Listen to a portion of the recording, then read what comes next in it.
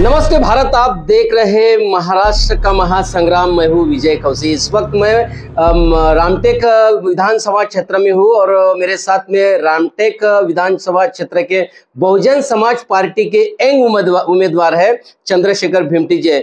हम हर उम्मीदवार का हम इंटरव्यू लेते हैं और जानते हैं उनसे कि आने वाले विधानसभा में क्या समस्या। हम बात करेंगे किसानों के समस्या के ऊपर, बात करेंगे हम रोजगारी के ऊपर में, बात करेंगे हम महंगाई के ऊपर में, बात करेंगे है स्वास्थ्य के ऊपर में। हम सारी ये बात जो है हमारे जो साथ है बहुजन समाज पार्टी के उम्मीदवार, अधिकृत उम्मीदवार चंद्रशेखर भिमटी जी। भिमटी जी, आपका WH न्यूज पे स्वागत है। नमस्ते, जय भीम। देश का बड़ा पक्ष भारतीय बहुजन समाज पार्टी यानी तीसरे नंबर का पक्ष है और वो आप तीसरे नंबर के पक्ष के यहाँ पर रामटेक में उम्मीदवारी मिली है। आपको अभिनंदन है।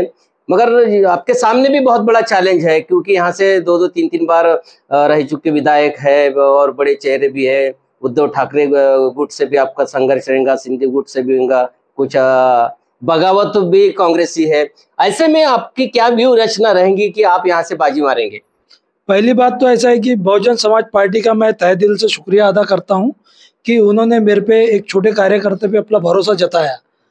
जबकि ये जो क्षेत्र है ये धज्जोपतीय उम्मीदवारों का क्षेत्र है जिसमें पैसे की नदियां बहने वाली है और नदियां बहना चालू हो चुकी है। इलेक्शन के दिन जिन्होंने फॉर्म भरा उन्होंने उसी दिन इन उम्मीदवारों ने करोड़ों रुपए की नदियां बहा दी। 200, 500, 1000 गाड़ियों के जत्थे के साथ ये वहाँ पहुंचे है। तो ये जो रामटेक विधानसभा क्षेत्र है इसमें जो उम्मीदवार है जिनके साथ में मेरी लड़त होने वाली है वो करोड़ों रुपया खर्च करने वाले हैं। पर यहाँ पे एक धन शक्ति से साथ में एक जनशक्ति का लड़ाई का केंद्र बिंदु यहाँ बनता जा रहा है। बहुजन समाज पार्टी की यदि बात करें तो इस मतदार संघ में जो है खास करके SC के जो वोटर है वो कितना आंकड़ा है यहाँ पर? वो SC के वोटर का यहाँ पे आंकड़ा 70 से 72 हजार वोटों का आंकड़ा है यहाँ पे SC के voter. Total Bahujan Samaj party का अपन यदि मान लो यहाँ पर कहाँ तक अपन पहुँचते हैं? बहुजन समाज पार्टी का कैडर यहाँ पे 20 से 22 हजार कैडर वोट है। हाँ, उसके बाद में हमें लड़ाई के लिए जो 20 से 22 हजार वोट लग रहे हैं उसके लिए मेहनत करनी है। हाँ, नहीं और भी जैसा यहाँ पर आदिवासी है, OBC है, इसके ऊपर भी आपकी पकड़ है क्या? यहाँ पे आदिवासी जो है वो हमारे भाई लोग हमारे साथ में निरंतर काम करते हैं। आदिवासी भाई लोग हमारे साथ में निरंतर काम करते हैं तो उसका पूरा सपोर्ट हमें है। और हमारे इलेक्शन में बहुजन समाज पार्टी को आदिवासी और OBC समाज के हर प्रकार के आदमी का मतदान हमें होगा। मैं बताना चाहूंगा चंद्रशेखर भिमटी जी है निरंतर ये समाज कार्य में लगे रहते हैं जिसके कारण रामटेक विधान क्षेत्र में जो है उनका बहुत बड़ा नाम है। पार्टी का वोटिंग और उनका कुछ वैयक्तिक भी उनके संबंध है। बहुजन समाज पार्टी के माध्यम से टिकट मिली है तो OBC में भी संबंध है, मुस्लिम में भी है, आदिवासियों में भी, तमाम जो 5 साल ये निरंतर कार्य करते रहते हैं। मैं आपसे और एक सवाल करूंगा, यहाँ के जो ग्रामीण क्षेत्र आता है किसानों की यहाँ पर क्या समस्या है? क्योंकि अभी जितने भी यहाँ पर पार्टियां आ चुकी है किसानों की आवाज किसी ने उठाई नहीं है, तो यहाँ पर अभी किसानों की क्या समस्या है? किसानों की बहुत बुरे हाल है। यहाँ इस क्षेत्र में आधा बेल्ट ये धान संबंधित बेल्ट है और आधा बेल्ट ये है तो इसमें एक पानी के ऊपर किसान की रोजी रोटी चल रही है। यहाँ सिंचन के जो नहर की व्यवस्था थी वो नहर की व्यवस्था नाम मात्र रह गई है। नहर का पानी मिलता नहीं है। उसके कारण यहाँ के किसान बहुत परेशानी का जीवन जी रहे हैं। जिनकी आमदनी किसान में खेती में करने के लिए अगर 20,000 लगती है तो उन्हें फसल बिक के 18,000 मिल रहे हैं। ये शोकांतिका है। जो रेट भाव है जो 10 साल पहले 15 साल पहले जो रेट भाव थे आज वही रेट भाव है। और यहाँ की रोजी, किसानों की रोजी, जो काम करने वाला किसान का मजदूर है उसकी रोजी बढ़ रही है पर उसको आमदनी उतनी की उतनी है। तो यहाँ का किसान ये किसानी छोड़कर कई उद्योग मिले, कई कुछ मिले, इस ओर अग्रसर जा रहा है। तो किसानों के यहाँ पे बुरे हाल है और कोई भी राजकीय पक्ष का नेता या प्रस्तावित इसको इस ओर ध्यान बिल्कुल शून्य ध्यान है उनका। नहीं, ये बेल्ट जो है ये मोइंस का भी बेल्ट है, बहुत बड़ा यहाँ पर रोजगार तो यहाँ पर मिलता है, उसके बावजूद भी रोजगार नहीं है। रोजगारों की क्या स्थिति यहाँ पे? युवकों को रोजगार नहीं, यहाँ से युवक जो है मुंबई पुणे की ओर जाते हैं। परिस्थिति ऐसी हो गई कि जो मेन पावर से काम होने वाला था, जो मेन मनुष्य बल के कारण जो काम होने वाली चीजें थी, वो बंद होते गई है। टेक्नोलॉजी ने इतना आगे फास्ट कर लिया है कि इतनी बड़ी माइंस है, 15 किलोमीटर के दायरे में माइंस है, और वहां पे मात्र गवर्नमेंट के जो एम्प्लॉयज है वो 700, 500, 900 ऐसे हैं, और प्राइवेट सेक्टर के लोगों के हाथ से थोड़ा थोड़ा काम करते हैं, उसमें भी प्रांतीय लोग हैं। यहाँ के जो तत्कालीन नेता लोग हैं उन्हें हाथ से पकड़ के काम कर रहे हैं। तो रोजगार की संधियां जो है, जो मनुष्य बल के कारण काम होना चाहिए, वो यहाँ पे जीरो है। इसलिए यहाँ से लोग पलायन कर रहे हैं, और पलायन करके जो आईटी सेक्टर के जो लड़के हैं उनके लिए पूरे नागपुर जिले में काम नहीं है। आईटी सेक्टर के लोग जो है, जिनको पुणे जाना है, जिनको हैदराबाद जाना है, कोई बेंगलोर जा रहे हैं, आईटी क्षेत्र के लिए जीरो है। यहाँ पे जो तत्कालीन सरकार में बैठे हुए जो नुमाइंदे हैं उन्होंने बोला कि मियान ला लिए, कार्गो ला लिए, पर वो नामधारी है। अभी भी मियान और कार्गो में पूरी तरह से इंडस्ट्री लाई नहीं है, और आईटी सेक्टर का काम यहाँ पे जीरो है। आईटी सेक्टर के कामों में अभी भी यहाँ से पलायन करने वाली भूमिका अपने एरिया के लड़कों की, पढ़े लिखे युवकों की है। रोजगार की समस्या तो है, उसी के साथ में और भी मेरा एक सवाल रहेगा, यहाँ पर शिक्षा की क्या स्थिति है फिलहाल में? अभी जो है उच्च शिक्षा के लिए कुछ यहाँ पर ऐसा आला जो विधायक थे उन्होंने कुछ किया है क्या? उच्च शिक्षा के नाम पे तो यहाँ कुछ नहीं है। उच्च शिक्षा जब यहाँ पे इस देश के तत्कालीन प्रधानमंत्री पिछले टर्म के थे, नरसिंह राव, हाँ, तब उन्होंने एक इंजीनियरिंग कॉलेज खोला था। वो इंजीनियरिंग कॉलेज एक नामचीन है। बाद में यहाँ पर उस क्षेत्र का कोई भी बड़ा एजुकेशन इकाई नहीं आई है। जो भी आई है छोटी मोटी आईटीआई फाईटीआई इस टाइप की छोटी मोटी इकाई आई है, पर उच्च शिक्षण के लिए यहाँ का आदमी उसको बाहर ही जाना पड़ता है, नागपुर जाना पड़ता है, पुणे जाना पड़ता है, बम्बई जाना पड़ता है। शिक्षा की स्थानिक यहाँ पर कोई सुविधा नहीं है। यहाँ पर आरोग्य की क्या स्थिति है? स्वास्थ्य के लिए क्या बना है? जो अस्पताल वगैरह जो कुछ बना है कि बाहर जाना पड़ता है यहाँ के लोगों को? यहाँ के अस्पताल की हालत तो दयनीय है। यहाँ प्राथमिक आरोग्य केंद्र है। यहाँ पर ऐसा है कि यहाँ की आबादी, एक कनान नगर परिषद की आबादी ली जाए तो 1.5 लाख के लगभग में, और यहाँ पे प्राथमिक आरोग्य केंद्र है, जबकि ये जिला उप रुग्णालय होना चाहिए था, पर यहाँ वही है। तो वो जब कनान की हालत है, तो कनान इस रामटेक विधानसभा क्षेत्र में एक बड़ा बाहुल क्षेत्र है, बड़ा गांव है, तो उसकी हालत अगर ये है तो आप इससे अंदाजा लगा सकते हैं कि पूरे रामटेक विधानसभा क्षेत्र में आरोग्य की स्थिति शून्य में ये गिनी जाएगी। निश्चित रूप से यहाँ पर किसानों की हालत खराब है, बेरोजगारी यहाँ पर है, शिक्षा के लिए यहाँ पर कुछ उपाय योजना की नहीं है, साथ ही स्वास्थ्य के भी लिए ने तमाम ये सारी जो है ये रामटेक क्षेत्र में जो है समस्या है। मान लो अभी 20 नवंबर को चुनाव है, आप विधायक बनते तो ये सारी समस्याओं के ऊपर में क्या उपाय योजना करेंगे?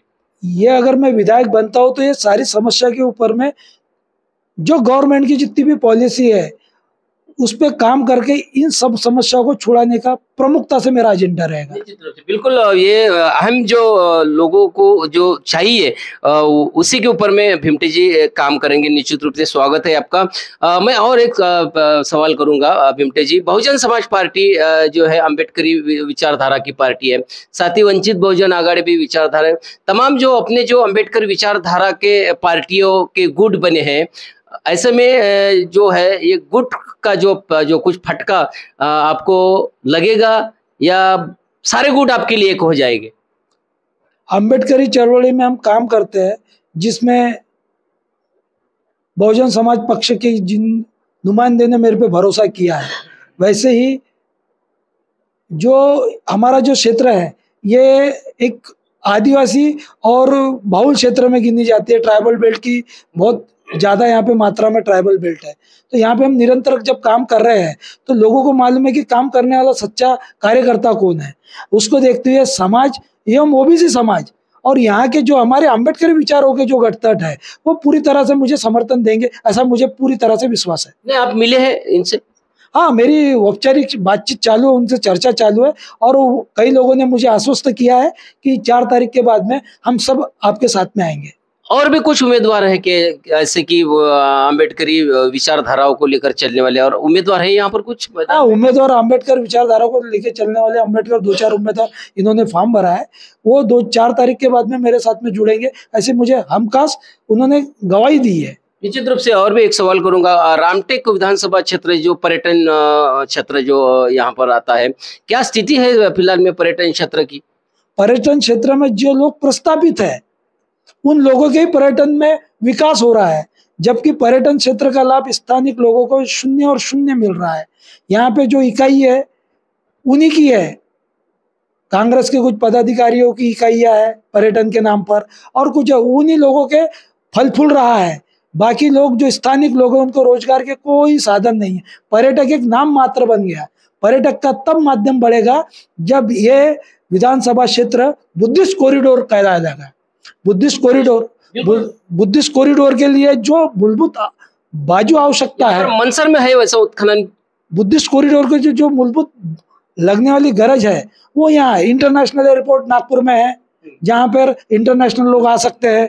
बुद्ध भूमि है, बाबा साहब ने जो दीक्षा दी, उसके बाद में ड्रैगन पैलेस है ऐतिहासिक, उसके बाद में म्यूचुअल पार्क है, बुद्धिस्ट म्यूचुअल पार्क है, उसके बाद में कनान का महाबोधि विहार है, मनसर का महाबोधि विहार है, नागार्जुन जैसा ऐतिहासिक जो बुद्धों के लिए और आयुर्वेदिक कार्य में जिन्होंने नाम लौकिक विश्व में किया वो है। तो ये बुद्धिस्ट कॉरिडोर जब तक बनेगा नहीं तब तक यहाँ का विकास, रामटेक विधानसभा का विकास, के लिए आपको आमदार बनाना चाहिए। बिल्कुल, मैं उसी के लिए आमदार बनने की मंशा रखता हूँ। और गांव का विकास और मेरे विधानसभा का विकास, जो दीन दलित शोषित पीड़ित ओबीसी एसटी ओपन कैटेगरी का जो आदमी है उनका विकास हो, ये मेरी मंशा है। इसलिए मैं आमदार बनने की भूमिका। बिल्कुल। 20 तारीख को टक्कर किसके साथ में होंगी आपकी? 20 तारीख को मेरी टक्कर मेरे से टक्कर है। मेरी टक्कर किसी से नहीं है, मेरे से टक्कर है, ऐसा मुझे लगता है। किसकी है मेरे से टक्कर तत्कालीन विधायक और जो अपक्ष में जो भी आएंगे, जिनका अभी लवाजमा चल रहा है, ऐसे लोगों से मेरे से टक्कर है, मुझे ऐसा लगता है। उद्धव ठाकरे की भी कैंडिडेट मैदान में है,